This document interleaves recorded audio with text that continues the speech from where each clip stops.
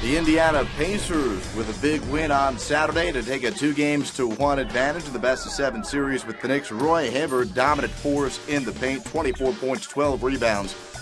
Meanwhile, the Knicks have been hit by illness and injury. Iman Shumpert had his knee reevaluated in Indiana earlier in the day. Knicks got off to a slow start. Shumpert off on the 3. Raymond Felton can't hit the layup. Then on the other end, David West to Paul George. It's an 11-3 start for the home team.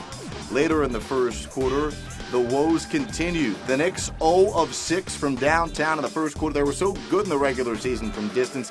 J.R. Smith 0 of 3, no points in the first quarter. He gets called for an offensive foul. But the Knicks stuck around because the Pacers were just 1 of 6 from downtown. Here, though, hitting the glass, Roy Hibbert, 5 rebounds in the first quarter. It was 23-16 after 1. Another rebound to kick out Paul George, 35-26 Indiana. Raymond Felton grabs the rebound, and then he goes coast to coast. Felton, little hesitation move, and goes off the window to cut the deficit down to 5. But again, rebound.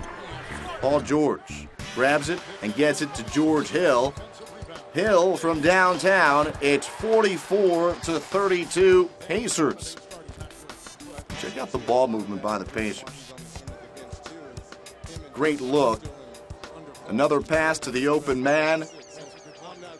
And it ends up to Paul George. He creates for himself and then buries it. 12 first-half points for George. Another George. George Hill. Defense. And turns it into offense, splitting the defenders.